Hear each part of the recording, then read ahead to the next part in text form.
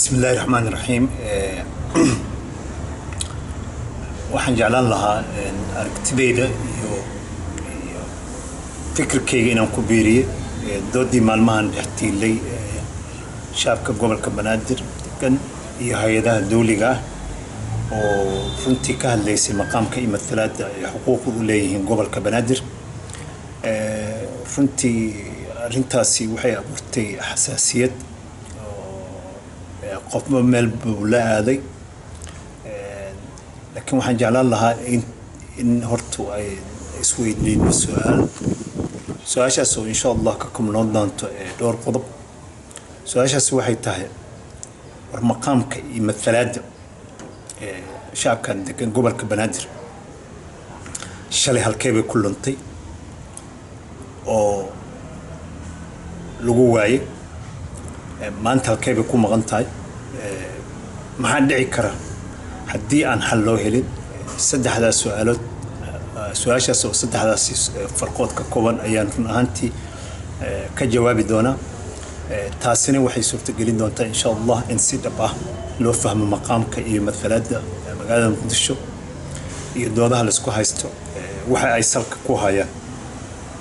aan ku bilaabo maqaamka iyo matalaadda gobolka Banaadir shalay halkee bay ku luntay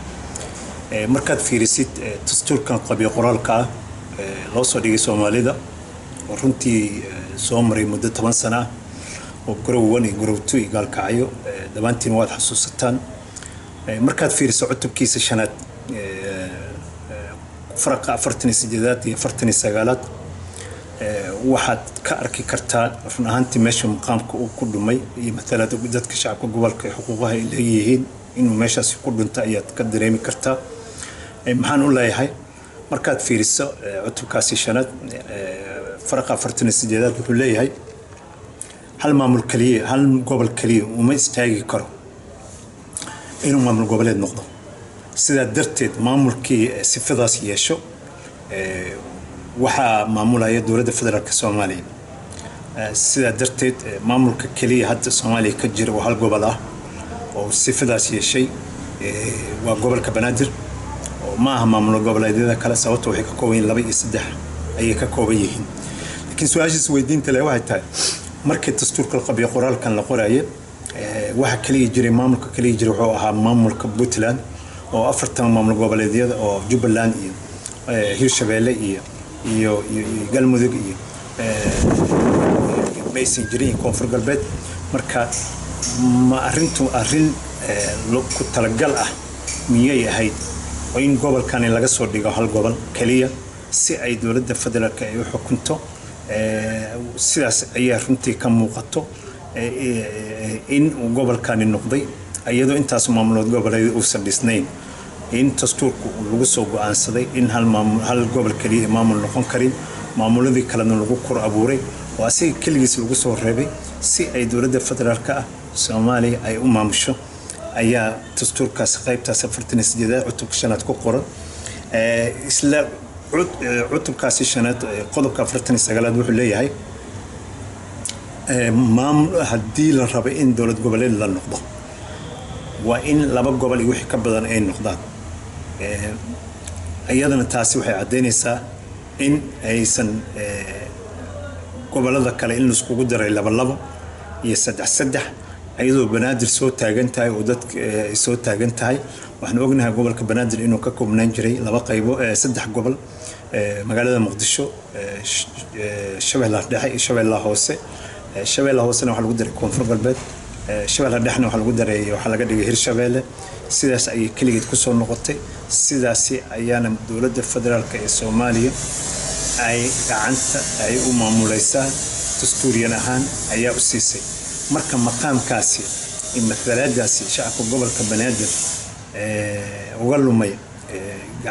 dawladda federaalka oo gacanta ugu jirto markaan leeyahay dawladda federaalka ma ahtan kaliya waa tii shalay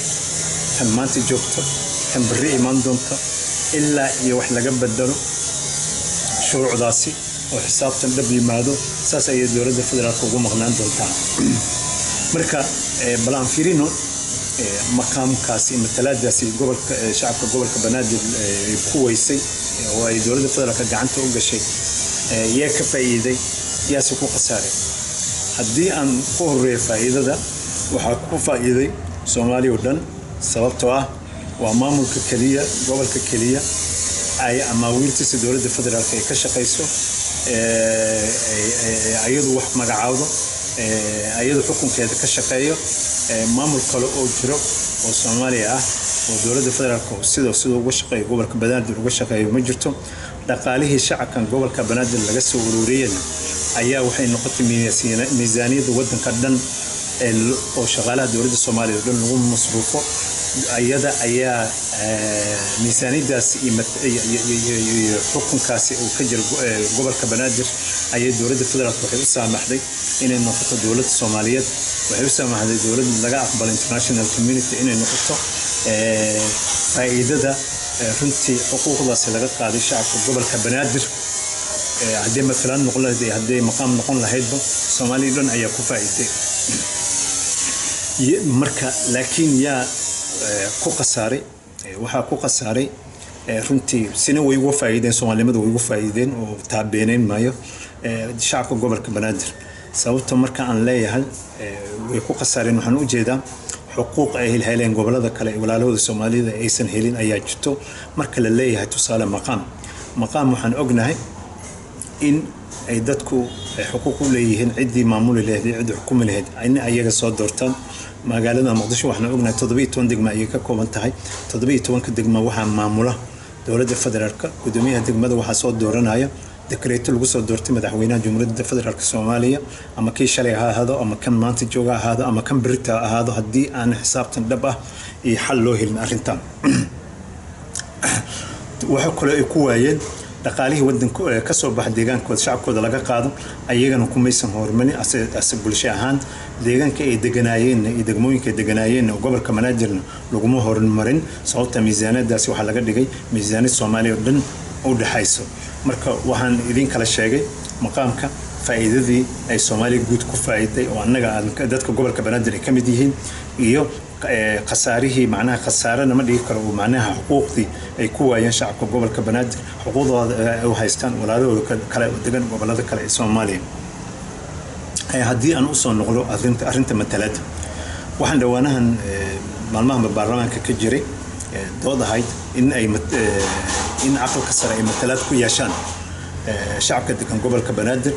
waxa la soo jeeday waxa la yiraahdo tala jeedin taladaasina waxa la yiri toddoba xubnood oo matalada ku salaysan 4.5 in la siiya dadka gobolka Banaadir degan doodaasi way daaratay 13 ayaa laga dhigay ilaa ugu dambeyntiina la ansixiyay laakiin in badan oo ka tirsan xubnaha dowladda federaalka ama ha noqoto maamul goboleed ama ha noqoto baarlamaanka ku jira in ay arintaasi ay wali diidan yihiin bal aan fiirino sababta ay ku diidan yihiin arintaasi waxay yiraahdaan magaalada Muqdisho waa magaalo Soomaaliyeed oo ummadda dhan u wada dhaxaysa runtii waa run magaalo Soomaaliyeed way tahay sida idinkaba goboladiina shalay ama Puntland ha noqoto ama Jubbaland ha noqoto ama Koonfur Galbeed ha noqoto magaalo Soomaaliyeed oo ahayd ayadana shalay u ahayd oo markaas waxa jiray mabda Soomaalinimo ayaa jirtay waxa jirtay Soomaalinimo ayaa jirtay is-ogal ayaa jiray nin kasto shakhsi walba oo Soomaali ahna مسؤول وكان نقول كري قبل داسي مثلاً وكان قيب قليل كري لكن ما أنت النظام كأن قادني أو نظام معمول قبل ديا وفدر على أو قبيل كسليسن قبيلة ديجان كديجان كلية أي إسكالي مثلاً دي مقام كذا وحصو معلمة اللي يراهدو معناه رنتي تستور كاسي كمان موضوع إلا الصومالي إلا إذا التستور كان أنه ما نفعه وأنه كاني أو إسكاب الدلايان ما هنحقق مالها إنه كدودان إنه يراهدان magaalada Muqdisho waa magaalo ummadda Soomaaliyeed u dhaxayso waa runta shalay markii nidaamkii uu jiray Soomaalinimada ay jirtay oo cid walba oo wadankan la kala xigin hadii matalaad noqon lahayd hadii noqon lahayd maqaamba aan la kala xigin runtii markaasi Soomaaliya ay magaalo Soomaaliyeed ay u ahayd Muqdisho sida ay goboladiinaba ay u ahayd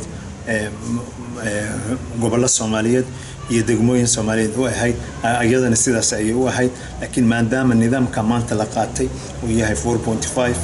oo ama maamul goboleedyada dadka deegaanka degan inay xor u yihiin inay soo doortaan maqaamkooda inay yeeshaan matalaadooda inay yeeshaan gobol walba oo Soomaaliya maamul goboleedyada ka jiro saas ayaa ka jirto xaqna ma ahan in la yiraahdo dadka gobolka Banaadir degan shacabka degan idinkana Soomaali ahaado annagana waxaan ku salaysanaynaa 4.5 iyo qabiilan ku salaysanaynaa deegaankeena anagoo qaas noo yahay runtii arrintaasi ma ahan arrin صح هدي للرب الصومالي الصومالي النمو تاسابه كفيعا هل اسكو سو نقدو لكن هدي اللي يراهدو waxa wax lagu beeganaya waa dadka deegaankaasi degan ayaa yeelanaya maqaamkooda marka hal loogu beego dadka shacabka gobolka Banaadir ayaan oran lahaa gabagabay ugu dambeyntii runtii maaragtay waxa wanaagsan maadaama maamulkan dawladda federaalka yiraahdo dawladda jamhuuriyadda federaalka Soomaaliya oo la dhihin dawladda jamhuuriyadda gobolka Banaadir ee Soomaaliya dawladda u dhaxayso runtii waxaan shacabka gobolada kala degan maamul goboleedyada waxa ku haboon in ay maamulkooda ay u ogolaadaan in awoodda dawladda federaalka ay ku baahdo awoodeeda ku baahdo maamulkeeda ku baahdo dhaqaalahii ay wadankani macnaha wada yeelan lahayna iyo dawladda ay wada la yeelan lahaydna in shacabka Soomaaliyeed oo dhan ay ka wada dhaxayso aysan ku ekaan gobolka Banaadir kaliya taas ayaan waxaan kula talinayaa maamul goboleedyada waxaana ka xumahay maamulka Puntland asaga uu ahaa maamulkii ugu horeeyay markii dastuurkan la soo asaasayay oo asaga dhex taagnaa oo arrimihiisa uu wax ka ogaa naciibkiisa jaceylkiisa dastuurkaas ka muuqdo waxa nasiib xumo ah in maalin walbaba dawladdu kastoo federaal oo timaado inaysan maamulkeeda u ogolaan in dawladdu ku fido inaysan u ogolaan in cashuurahooda laga soo ururiyo maalin walba cid ay saastaan ay tahay dawlad gobolka kaliya saastaan goboleedka dawladda federaalka ay tahay marka ayadana waxaan ku waanin lahaa haddii Soomaalinimada daacad ka tahay haddii Soomaali wax wadaag daacad ka tahay ha u ogolaadaan sida ay u ogolaadeen shacabka gobolka Banaadirba in xuquuqdooda dhan ay u siiyaan run ahaantii taasi ayaana sharafta Soomaaliya ku sheegata marka insha Allah haddii aanan dawladda federaalka xisaabtan dhab imaanin gobolka Banaadir run ahaantii arrintan waxay keeni kartaa caqabad xun marka waxa fiican siday tahay bahasha in loo abaaro insha Allah ra'yigayga aragtideeda meeshaas ayaan ku soo koobaya